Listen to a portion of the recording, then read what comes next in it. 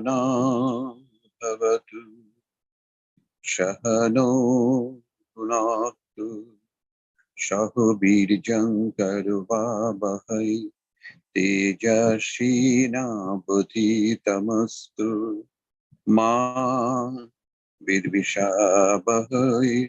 Om Shanti Shanti Shanti.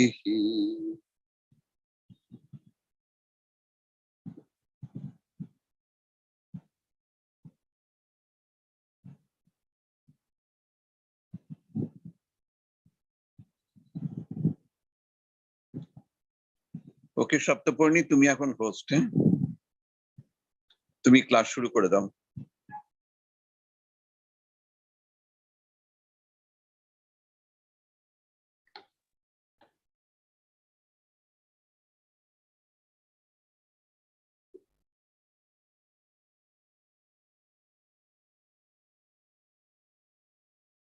Is the screen visible? Yes, visible. Yes, ma'am. Okay, so I'll start with today's topic, that is test development and test construction.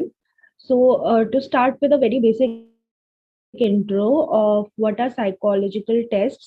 So as we know, we have different psychological tests or different types of tests, like intelligence test, aptitude test, vocational test, attitude test, personality test, so on and so forth. And psychological testing is mainly used for psychological diagnosis and for screening purpose, for like screening of maybe job applicants or academic placements, or identifying certain behaviors and their nature, or to even detect and screen mental illnesses. The classification of psychological tests can be as per their nature or function. So psychological assessments or psychological tests. Sorry, my WhatsApp web is connected, so I'll have to disconnect that. So sorry.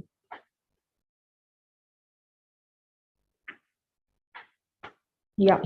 So psychological assessments or psychological tests are verbal or written tests which are performed to evaluate a person's behavior. Now, there are many different types of psychological tests that helps understand the various dynamics of human beings and the different dynamics of their personality, their nature, intelligence, etc. And it helps us understand why someone is good at something while the same person may be bad at something else, or why someone is not maybe someone will not perform exceptionally in academics, someone might have a poor performance in sports, or someone might excel in sports, etc.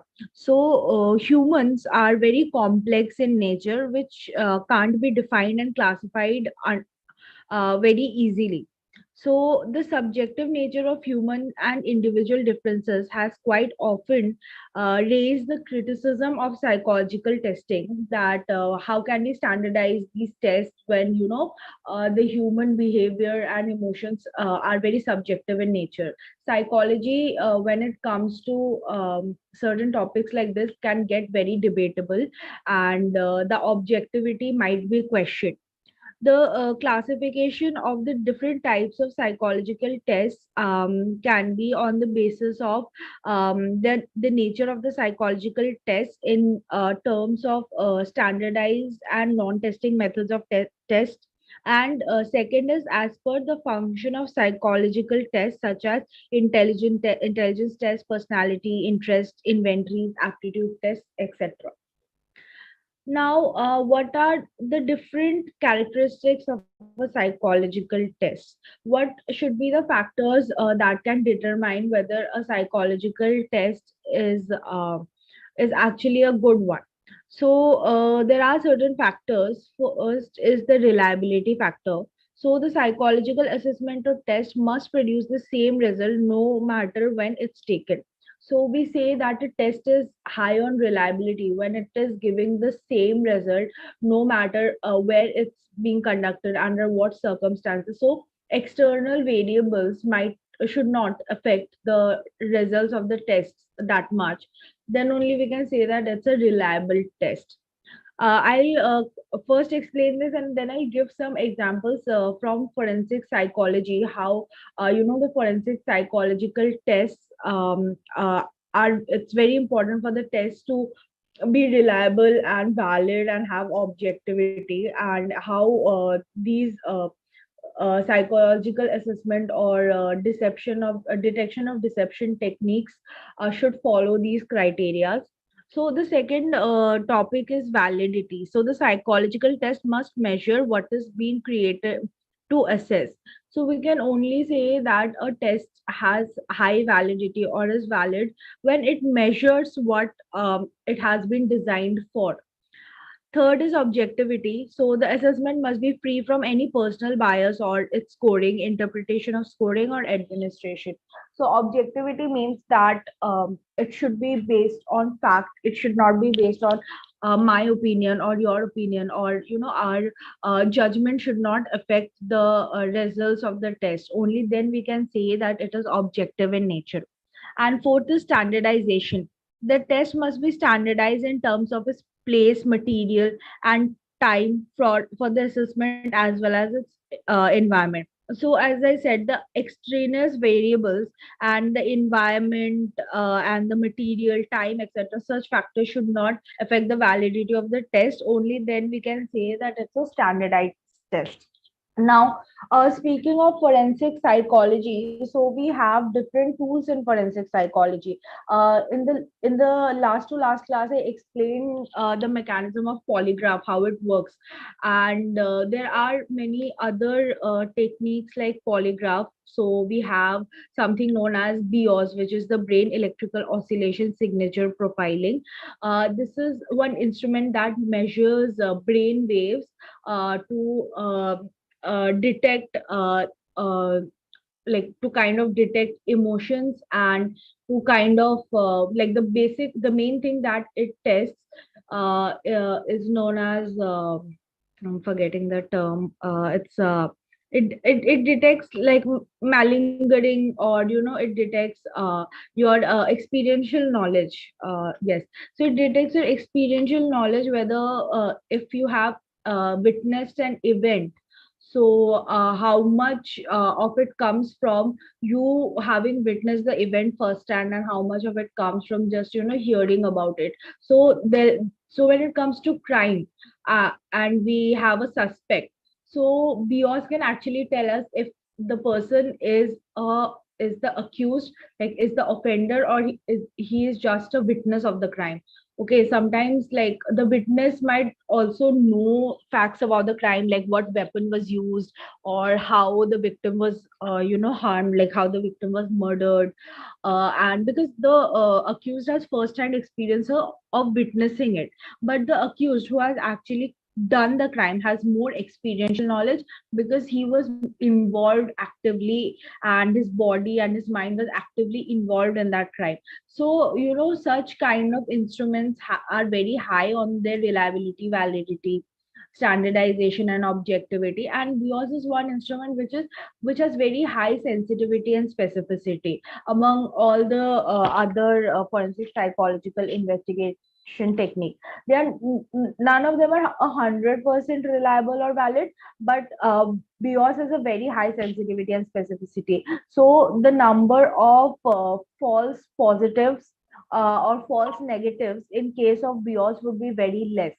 So we have other different forensic psychological tools as well. So we have something known as the suspect detection system, which is a screening tool which are used mostly in like airports and checkpoints to detect hostile intent. So if there are like a group of people, and some of them are smuggling drugs, so you can actually test each one of them, and kind of detect who might be a suspect. It doesn't like tell you that this person is 100% carrying like drugs or trying to smuggle arms or something, but then based on like one parameter, which is the GSR, the galvanic skin response, the precipitation of the skin, the suspect can be detected. The GSR is also a very highly sensitive component of the suspect detection system. It is also a component of the polygraph. But a polygraph is a more comprehensive tool in a way, because it includes other physiological parameters as well, like other factors like heart rate and pulse rate and micro movements, etc. But SGS only has the GSR component, which is enough to detect if a suspect is trying to get past security checks, like that. So in a suspect detection system, it's a very compact system. Like you can literally, it's like a size of a laptop. It's just a it is a software kind of which is installed into the system, which is very handy and mobile. Like you can carry it around, and security officials carry it, and they do conduct the detection of suspects. And it's very like easy because it's mobile. You can like move it here and there, which is not possible in case of instruments like BIOS and polygraph. Like still you have mobile polygraphs these days, but so yeah, you can define these things. But yeah, so in case of polygraph, it still mobile polygraphs are available these days. In case of BIOS, it's not like possible, because like it's like this huge system which is attached to a computer and has different components that cannot be moved around like that. So, sir has put up one question in the chat box that what to define sensitivity and specificity. So, sensitivity and specificity, if we describe them mathematically, defines the accuracy of a test which reports the presence or absence of a condition. So, the individual for which the condition is satisfied are considered positive, and for those where the conditions are not met are considered negative. So sensitivity means true positive rate, which refers to the probability of a positive test, and that is considered on truly being positive. Okay. So suppose sensitivity and specificity, I can give you an example. For example, like COVID tests or pregnancy tests. These in these tests, we can actually determine the sensitivity and specificity of these tests. So, for example, in COVID test, a sensitivity or the true positive rate would mean that I have COVID, and a sample of in a sample of 10 people, how many people actually have COVID, and the testing kit has shown that these person actually have COVID. So that is the true positive rate, that people who actually have COVID are also detected to be positive. Then specificity is the true negative rate, which refers to the probability of a negative test continued on being truly negative. So, for example, how many negatives of a selected population are truly negative? Like how many healthy individuals are identified as not being having that condition. Okay, I hope I'm able to make it clear the sensitivity and the specificity part. Uh, like specificity is when, suppose in a group of 10 people, seven of them do not have COVID. Okay, now we take a XYZ brand of COVID testing kit and we test the people, and it detects that out of the seven people, it detects that six people do not have COVID, but it detects that one person has COVID. Now that one is a false negative rate, because that person doesn't have COVID in reality, but the testing kit has detected that. So that means the testing kit is not 100% specific. Okay. So mostly the kits that we use, the testing tools that we use are not 100% sensitive or specific, but the sensitivity and specificity value when it comes to forensic psychological assessments are quite high. That's why we still use them in our forensic psychological labs. In our forensic science labs, we have the CFSL, we have the Directorate of Forensic Science, Gandhinagar, which is like where all the instruments like we have SDS, LBA, BIOS, polygraph, and narco test, everything available in DFS Gandhinagar. We have agencies like CBI, which have their like own forensic psychological labs where these tests are being conducted. One thing about the test is that these tests are not admissible in court as direct evidence. So, like a polygraph report or a BIOS report is not admissible in the court as it is. Like, it is not admissible as direct evidence, but it is taken as corroborative evidence, as supporting evidence. Okay, based on only a polygraph or a BIOS report, you cannot like convict a person. You cannot sentence someone because they are not 100% reliable, or they are not 100% sensitive and specific, as I said. So their admissibility in court also becomes questionable. So we had a case in 2010, if I'm not wrong. The case was Selvi versus State of Karnataka. Before that, these tests were being they were admissible in court, but this case kind of turned things around, because in the judgment of Supreme Court, the Supreme Court said that in cases which involves narco or polygraph or BIOS, the consent of the suspect should be taken, and they won't be 100% admissible in the court. So earlier, before this judgment was passed, what happened was, if there was a suspect, if there was someone who was a suspect of having committed a crime like murder or rape or theft like that, that person would be caught, and they would, without even taking their consent, was made to undergo the test. Now what happens is, this is clearly a violation of your human right, because if you're not asked whether you want to participate in that test or not, and you're forcefully made to take a test without your consent, then that definitely goes against someone's human right and their liberty. So that the Supreme Court made that observation, and then this judgment was passed that consent is mandatory to undergo these tests. And also, these tests are not 100% admissible in court. They are only partially admissible as corroborative evidence. You have to, like, the police has to instead, like, only cannot just conduct a polygraph test and say that, oh, this person is found guilty in a polygraph test, now that person has to be convicted. It doesn't work like that. Additional information and or additional evidences are also needed.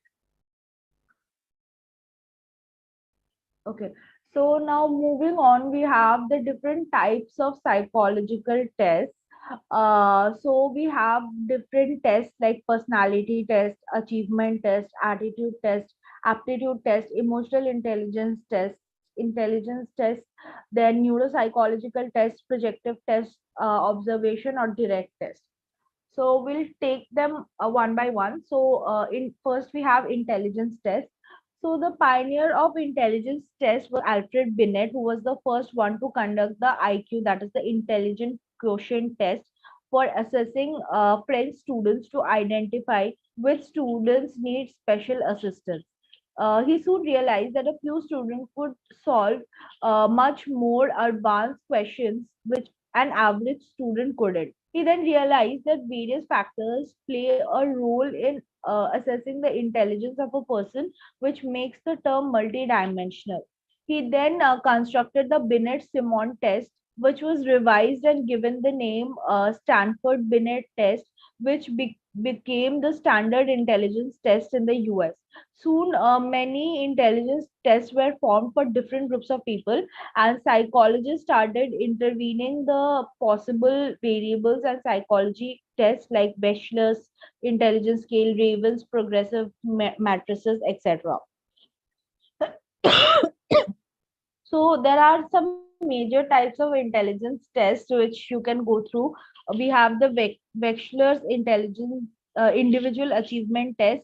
Then we have the Woodcock-Johnson 3 test of cognitive disabilities.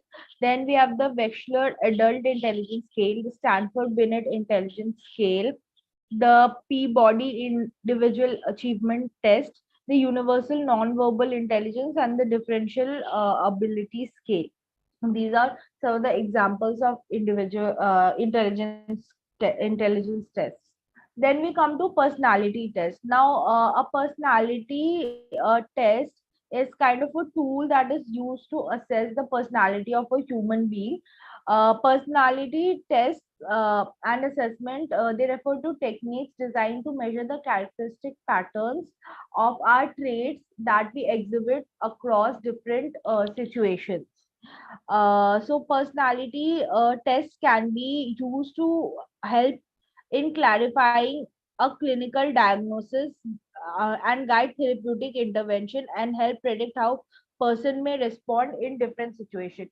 We have different mental health issues which also kind of comes from our personality, or which like certain people with certain kind of personalities tend to have like some sort of behavioral problem. So we have something known as the narcissistic personality disorder or borderline personality disorder. So a person with a borderline personality is very volatile.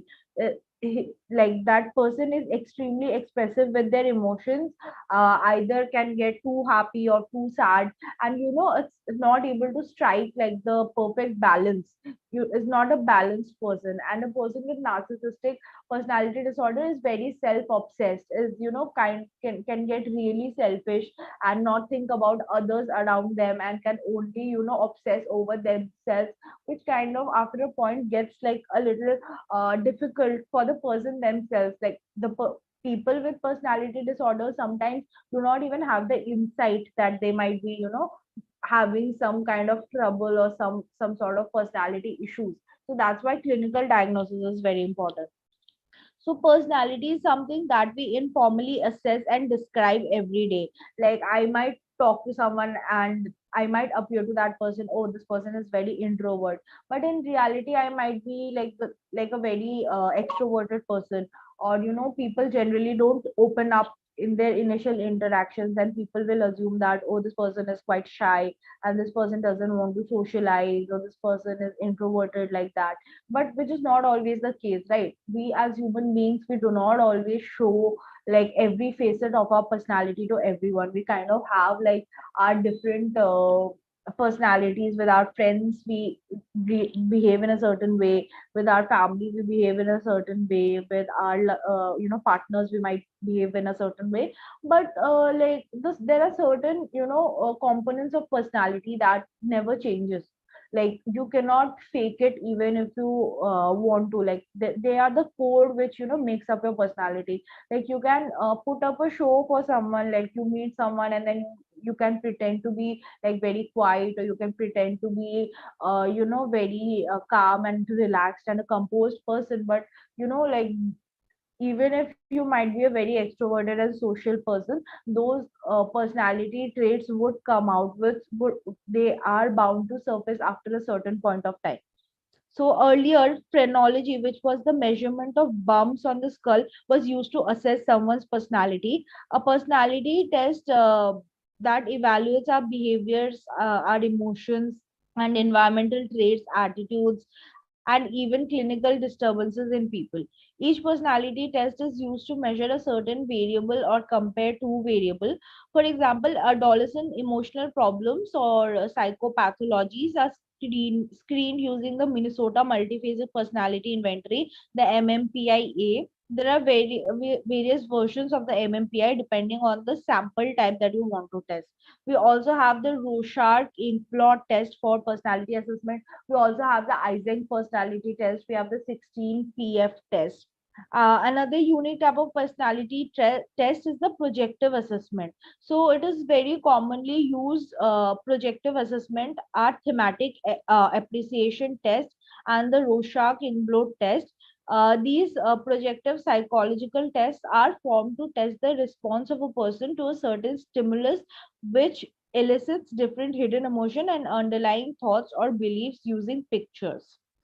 So, if I can go back to one thing that I mentioned. So earlier, phrenology, which was a very common, like in the 18th and the 19th century, so when we study forensic psychology, when we study criminology, so there are certain basic theories of criminology, like we have different schools of thought. So we have the pre-classical school, which was the demonological school. Then we have the classical, we have the neoclassical school, the positivist school, the biological school, and so on and so forth.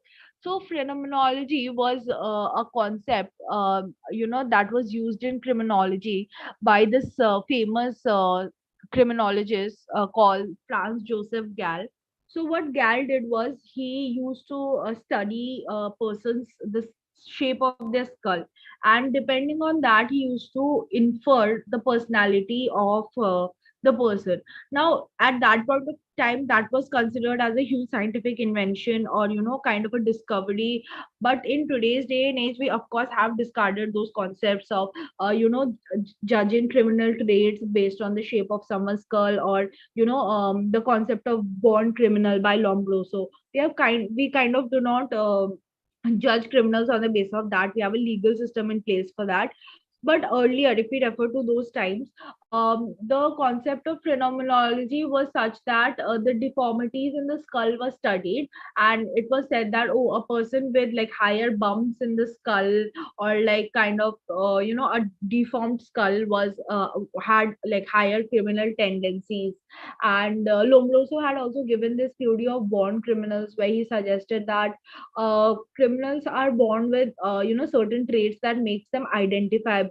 Like these are physical traits, like someone with a crooked nose or a big forehead, or a lot of hairy limbs, or a lot of facial hair would like these are like identifying factors. So he gave a list of a lot of factors. I think 21 or something like that, that would help people identify criminals and kind of stay away from them. So what happened is, like it kind of ostracized normal people from society as well, because it was not at all scientific to judge someone based on their appearance. It was like straight away you telling someone that, oh, you have a big forehead, you must be a criminal. That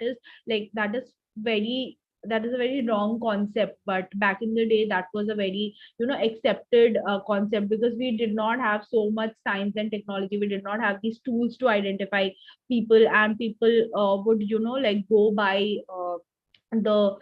these things only. Then we have Sheldon, who was another criminologist, who gave the ectomorph, mesomorph, and endomorph theory, like based on body types. So he classified criminals and non-criminals. So in Sheldon's theory, what he suggested, that people who are tall and have long limbs and are thin and are athletic in nature have a higher predisposition towards criminality. So these persons are more likely to commit crimes because of their temperament, because of their physicality. So based on like factors like the physical factors, earlier people used to be categorized, and they were categorized into criminals and non-criminals. Is this clear so far? Any questions?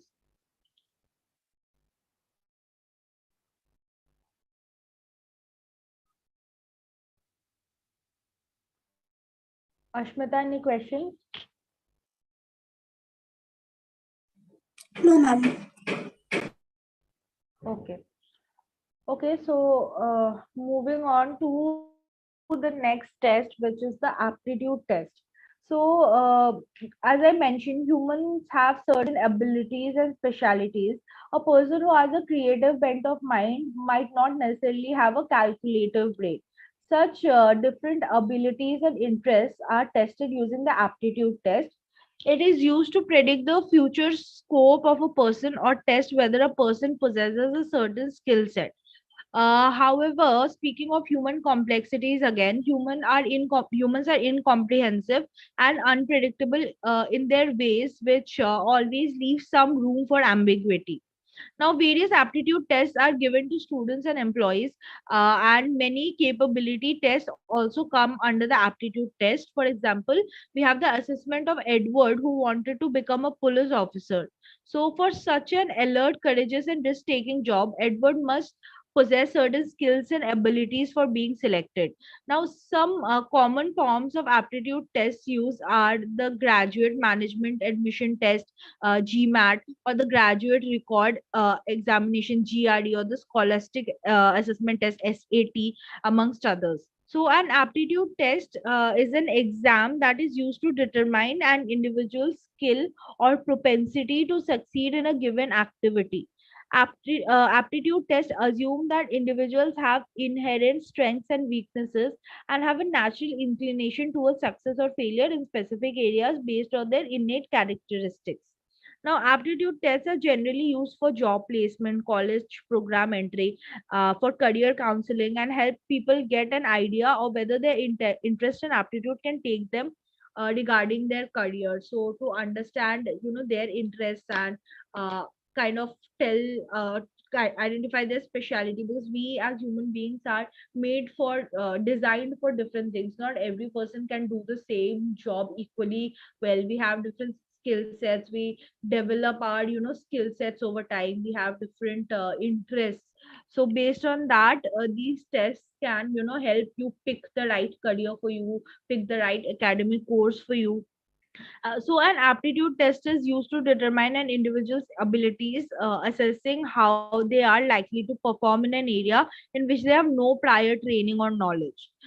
In schools, they use the aptitude test to determine if students are inclined towards advanced placement classes or specific area of study. Then we have the speed and power test. So this is another type of psychological test. It is a test where the performance is being measured based primarily upon the speed with which one works. The example can be test of clerical ability. The other alternative can be where the test is difficult and the applicant or the person is given as much time as he or she wants. This type of test, where the person's score is based exclusively upon his or her ability to answer the question correctly, irrespective of time he or she has taken, is known as a power test. An example of this is the tweezer's dexterity test. Then we have the emotional intelligence test.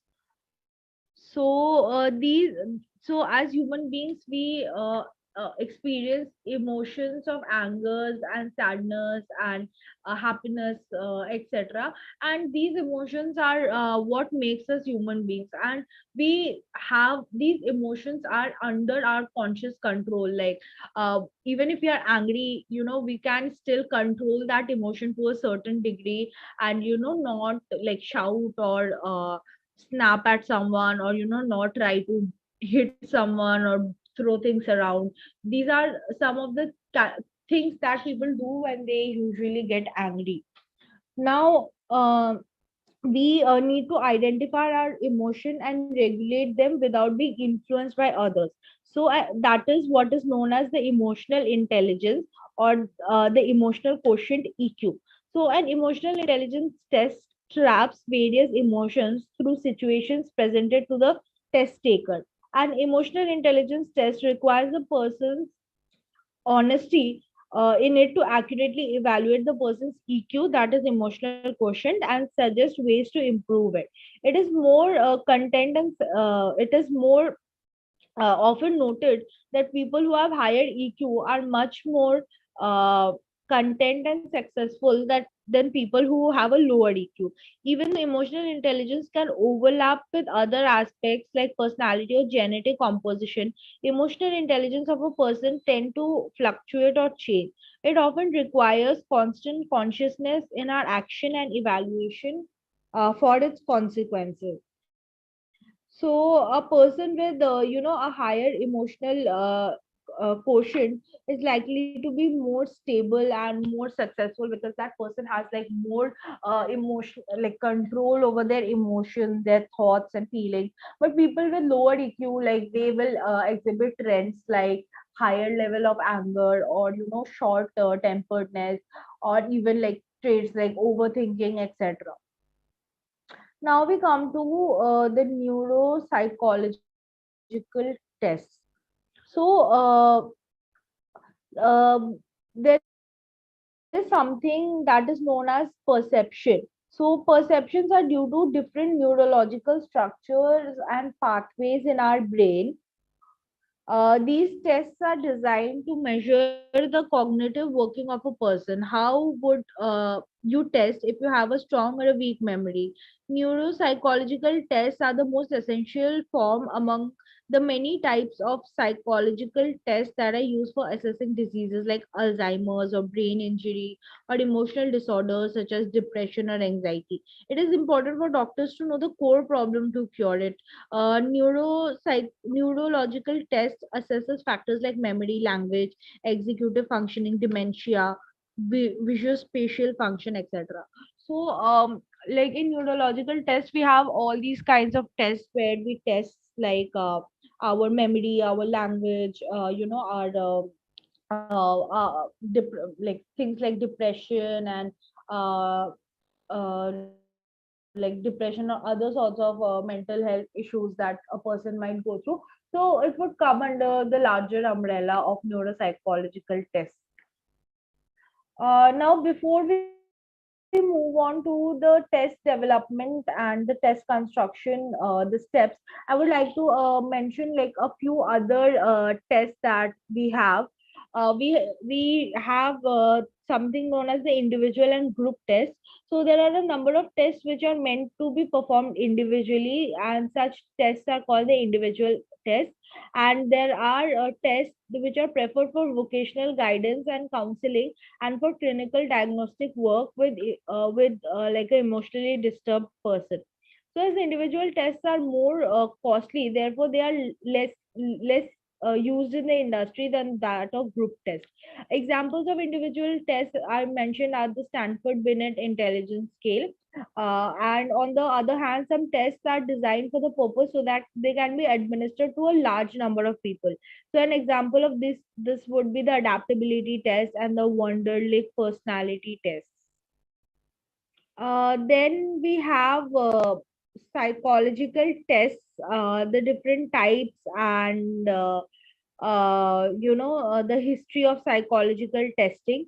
I will give you notes on this topic because it's not a very important topic, but it's like I wanted to just briefly touch upon it so that you at least know the history and the development of it. So in my notes, I'll give you like a very brief but like consisting of important points, the uses of psychological testing and the history of psychological testing.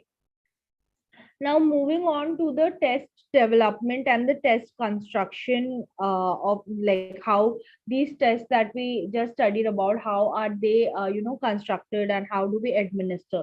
So, test development and test construction refers to the science and art of planning, preparing, administering, scoring, statistically analyzing, and reporting results of tests. So here I have made a table of 12, which consists of 12 steps in the process model for test development. So the first step is complete plan. So in this step, we make a systematic plan to guide all other test development activities. We have a clear statement for the test, its purpose, aim, or objective. We define the construct, the desired test score, interpretation or inferences, and the validity, the rationale for the test format, the psychometric model, the timelines, the quality control plan, etc. So this is basically the planning phase where when we design a test, we take into consideration certain factors like, oh, which population are we going to target with this test, or what is going to be the size of the sample, or how can we do the scoring, or what is the rationale behind any of this. So that is the first step. Second, we have the definition of content. So exact sampling plan relating item to domain, rational or empirical foundation, major sources of content related validity evidence. So here we basically make a sampling plan, and that is related to the domain that we are studying, and we have which might have an rational or an empirical foundation. And we collect other, we do the post planning um, kind of gathering of information and kind of information related to validity and stuff like that. Then we have test specification in the third step, where content operationally defined and specifically related to step 2, like documents content definition provides content related validity evidence for score inferences to domain. So we do the content development here, and we define it for everyone to understand, like if we are going to administer a test on a larger population, then we have to make it understandable for everyone, and then we have to develop the content of our test. Then we have developing items, which is creation of effective test stimuli or item format, principles of effective item writing, item writer training, content, and editorial review to reduce bias. So we discussed about this in the last class as well, like in the inventory and questionnaire part, like how do we design, the questions in a questionnaire, and how do we organize and club questions together. I have given you the example from my own dissertation as to how I designed those questionnaires. So it is basically that we already have covered this. Then we have the test design and assembly, where designing and operationalizing test format, item, or to promote selection, operational sampling by planned blueprint, pre-testing, item tryout. So this is like any other product design that testing and sampling, and we have a planned blueprint to kind of see if our model, or if what we are designing is actually affecting, or is it giving us the desired result. Then we have the product producing test forms, publishing or producing test security, validity, quality control issues. So all of this, like we have to like make our test very standardized. It has to be reliable, it has to be valid, and we have to like take care of certain protocols that the test has to follow, and it has to satisfy certain conditions. The seventh stage is the administration stage, where we actually administer the tests on someone, and we take care of the validity issues concerned with standardization, the fairness, the proctoring, the security, timing issues, etc. Then we have response scoring. So validity issues like psychometric model, quality control, key validation, item analysis are the factors that we take care here. And we also kind of we have already developed by this time a scoring chart for our scale. So we kind of score each item against that scoring chart. Ninth step is establishing passing scores. So we establish that which score would determine what. So we have in for example, BDI, we have like a 0 to 4 score, which would mean that the person is low on depression. So we kind of set scales, we kind of set a passing score as to the score would mean this and that score would mean that. Then we have the reporting test results. So here we have to take care of the validity issues like accuracy and time and the misuse issues. And then if we have to make sure that our test results are bias free and external variables are not affecting our test so much. Then we have item banking, which is like effective item banking, like security and flexibility. So all of these factors have to be taken into consideration. And the last step is the documentation or technical report, where the process documentation and the detailed documentation for validity evidence is carried out. So these were all the steps in test development and test construction, and have already covered the inventory and the uh, questionnaire part. So you can kind of study them together to have a better understanding of how a questionnaire and an inventory is developed. And yeah, that was the end of today's presentation. Any questions or feedback?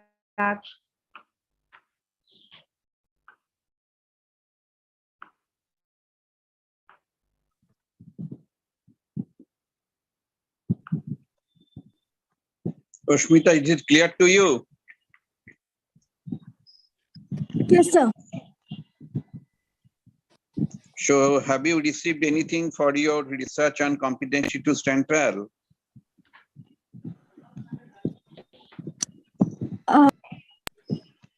Sir ওটাকে নিয়ে আগের দিনই আবার ঘাটছিলাম। ওটা একটু ঘাটো, ওটাকে তৈরি করো। সপ্তপর্ণীর সঙ্গে বসো, দরকার হলে সোনাম আছে আর অনেকে আছে, ওদের সঙ্গে একটু বসে ওই জিনিসটাকে তৈরি করো। সপ্তপর্ণী আজকে খুব সুন্দর করে বুঝিয়েছে, অনেক কিছু বলেছে, অনেকগুলো টেস্টের কথা বলেছে। সেন্সিটিভিটি, স্পেসিফিসিটিটা ভীষণ ইম্পর্টেন্ট, বুঝতে পেরেছো? সেটা কি করে করা হয় এগুলো সবই বলতে হবে। মানে সপ্তপর্ণী, তুমি এই ব্যাপারটাকে একটু কম্পিটেন্সি টু স্ট্যান্ড ট্রায়ালের সঙ্গে লিঙ্ক করে দিতে পারবে? তুমি যেটা বললে আজকে এখন। হ্যাঁ স্যার আমি ওটাই বলছিলাম যে কোর্টের ব্যাপারটা যেটা বললাম না, যে পলিগ্রাফ আর করবোরেটিভ এভিডেন্সের ব্যাপারটা, তো it is kind of similar to that, like competency to stand trial is to know whether a person is mentally capable or the person is mentally is fit to stand the trial. And because we take a lot of tests, like forensic psychologists, they kind of test the person before the person is brought in front of the court. And we have something in IPC which is known as legal insanity and medical insanity. So in case of medical insanity, the person is unfit to stand trial.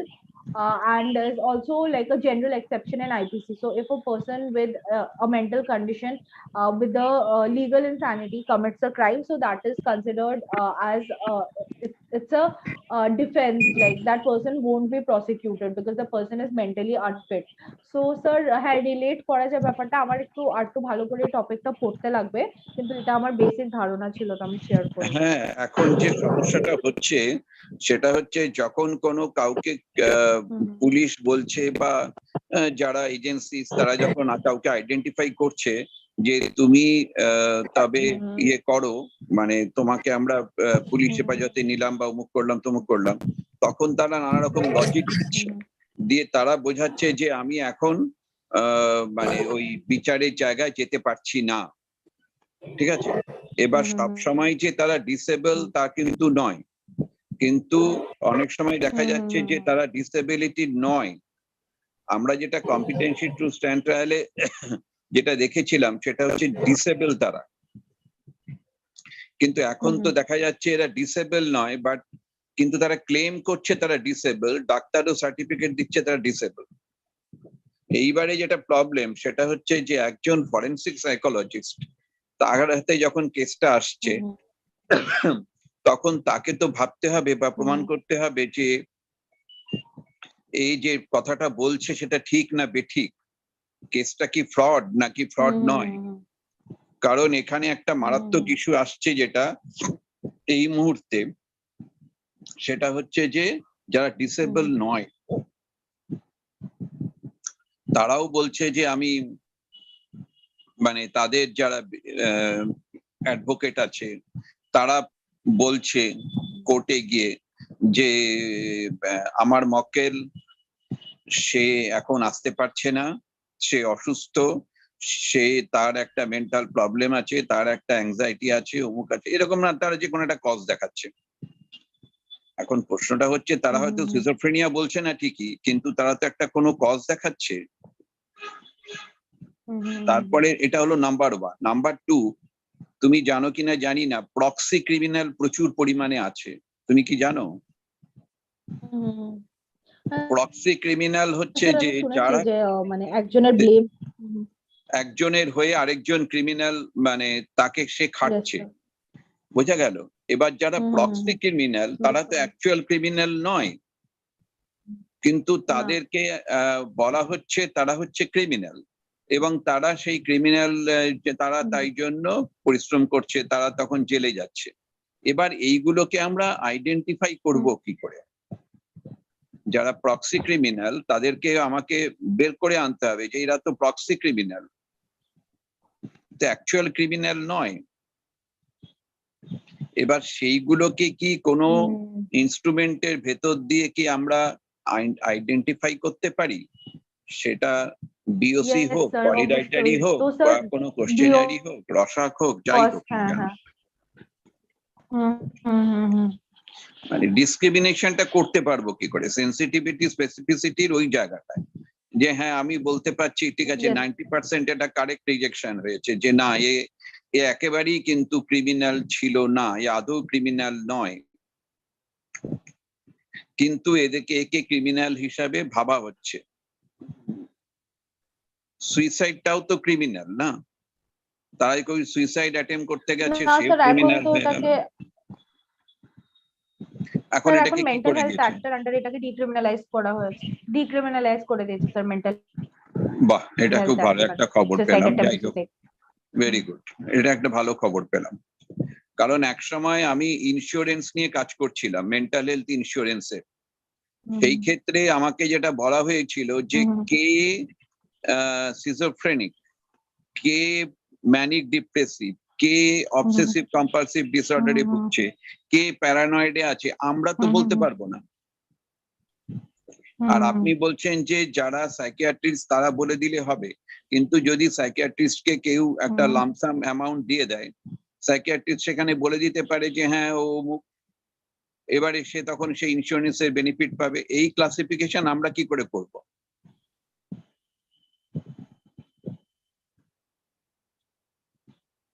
বুঝতে পারছো?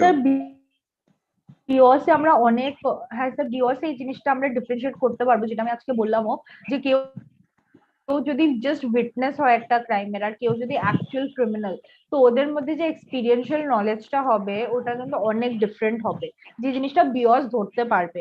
যে আমি just একটা crime first hand witness করলাম, দূরে দাঁড়িয়ে থেকে দেখলাম, তো আমি জানবো যে মার্ডার ওয়েপন কি ইউজ হয়েছে, কোন লোকেশনে হয়েছে, কয়বার স্ট্যাব করা হয়েছে ভিকটিমকে, এইসব ইনফরমেশন আমি জানবো, কিন্তু আমি ওই ক্রাইমে অ্যাক্টিভলি ইনভলভ না, তো আমার এক্সপিরিয়েন্সিয়াল নলেজটা কম থাকবে as compare to the actual offender. So BIOS is actually used to screen that, যে কে অ্যাকচুয়াল অফেন্ডার, কে ওনলি উইটনেস, কে সাসপেক্ট, মানে এইসব জিনিসগুলো দেখার জন্য মানে বিওসটাকে মোস্টলি ইউজ করি আর কি। এটা 100% মানে কোর্টে অ্যাডমিসিবল না, যেটা আমি বললাম কোরোবোরেটিভ এভিডেন্সের মতনই ইউজ হয় আজকেও, ওই Selvi versus state of Karnataka কেসটার পরে। আর স্যার আপনি আরেকটা যেটা কথা বললেন অনেক ইন্টারেস্টিং, যে অনেকজন প্রক্সি ক্রিমিনাল থাকে বা ওরা ফেক করে যে ওদের কোনো মেন্টাল ইলনেস আছে, আসলে এমন কিছু নেই, জাস্ট বিকজ ওরা কোর্ট ফেস করতে চায় না বা কোয়েশ্চেন হতে চায় না লয়ারদেরকে দিয়ে, তো ওরা একটা মেডিকেল ইস্যু বলবে। তো স্যার মানে the competency two stand trial এর মধ্যে যে আনফিট টু স্ট্যান্ড ট্রায়াল আছে, ওটার মধ্যে যে যা রিজনস গুলো সাইট করা আছে, ওটার মধ্যে বলা আছে যে ম্যালিঙ্গারিং, মেন্টাল ইলনেস বা মেন্টাল রিটার্ডেশন বা কোনো নিউরোলজিক্যাল কন্ডিশন যদি কারোর জেনুইনলি থাকে, আর মানে ওটা যদি মানে ফরেনসিক সাইকোলজিস্ট বা কোনো ক্লিনিক্যাল সাইকোলজিস্টের রিপোর্ট মানে যেটা অ্যাডমিসিবল হবে, in that case the person doesn't have to stand trial. আর যেটা আমি বলছিলাম যে সেকশন 84 আইপিসি তে বলছে যে nothing is an offense which is done by a person who is at the time of doing it by reason of unsoundness of mind is incapable of knowing the nature of the act that he is doing. So in that case under section 84 IPC it is general exception এ এসে পড়বে if he is found to be malingering or if he is found to be actually mentally ill. But in the other case যে ও fake করছে, যে ও actually mentally ill না but just pretend করছে to escape trial, in that case মানে এই সেকশনটা applicable হবে না, and যদি মানে আফটার ডায়াগনোসিস পাওয়া যায় যে no that person is mentally fit to stand trial, then okay trial এসে মানে ফেস করতেই হবে। সেই ওই জিনিসগুলোকে একটু তুমি মানে ওগুলোকে একটু তোমরা হাইলাইট করে দিলে পরবর্তীকালে এটা একটু পড়ে নিও, পড়ে নিয়ে না তবে এই যে সাইকোলজিক্যাল টেস্টিং গুলো ওদের ওই ফরেনসিক সাইকোলজির যে থিওরিজ গুলো আছে, যেমন কম্পিটেন্সি টু স্ট্যান্ড ট্রায়াল বা ক্রিমিনাল জাস্টিস থিওরি, এইগুলোর সাথে আমি কি করে টেস্টিংটাকে রিলেট করে দেবো, এই জায়গাটাকে যদি একটু ফোকাস করো তবে আমার মনে হয় যে জিনিসটা আরেকটু মানে ক্লিয়ার হবে। তা না হলে টেস্টিংটাকে ইন্ডিপেন্ডেন্ট করে দিলাম, মানে সব প্যারাগ্রাফ গুলো যদি ইন্ডিপেন্ডেন্ট হয়ে যায় তবে একটু সমস্যা, মানে এটা হচ্ছে আমার ভাবনা আর কি, আমি যেটুকু বুঝলাম লেকচার থেকে। আর অস্মিতা এটা নিয়ে খুব খাটছে, সুতরাং আমার মনে হয় অস্মিতার সঙ্গে এটা যদি তোমরা একটা কিছু করো সেটা একটা ভালো কাজ হবে। আমিও দেখছি কিন্তু Sure, sure. আমিও এক জায়গায় থেমে গেছি, কারণ আমার অতটা নলেজ নেই। ফরেনসিক সাইকোলজিতে এখনো প্রচুর ভালো ভালো কোশ্চেনিয়ার এসেছে, প্রচুর কোশ্চেনিয়ার আছে, কিন্তু এই কোশ্চেনিয়ার গুলো আমাদের দেশে অ্যাভেলেবেল না, কিন্তু ইস্যুস গুলো ভালো। আচ্ছা। আমি আইএসআই তে ইন্টার্নশিপ করিয়েছিলাম, তাতেই আমি অনেক জিনিস পেয়েছিলাম। যে সেক্সুয়াল অফেন্ডার, তারও কোশ্চেনিয়ার আছে। তারপরে কি আর দিয়ে কি একটা যেন আছে, সেইটা কি করেও গেলাম। যাই হোক, এরকম অনেক ক্রিমিনাল বিহেভিয়ার আছে যেগুলো, সেগুলোর জন্য কোশ্চেনিয়ার আছে। তাই সেই কোশ্চেনিয়ার গুলোকে নিয়েও তো আমরা কাজ করতে পারি। সেটা Yes, sir. কিভাবে সম্ভবপর জানি না, সেই জন্য একটু আমাদের ভাবতে হবে। Okay. ঠিক আছে, থ্যাংক ইউ। Okay. অস্মিতা, তুমি Thank কিছু you. বলবে? না স্যার, থ্যাংক ইউ।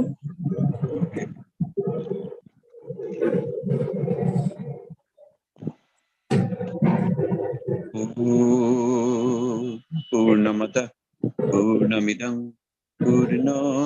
পূর্ণমুদচ্যতে পূর্ণস্য পূর্ণমাদায় পূর্ণমেবাবশিষ্যতে। ওম শান্তি শান্তি শান্তি।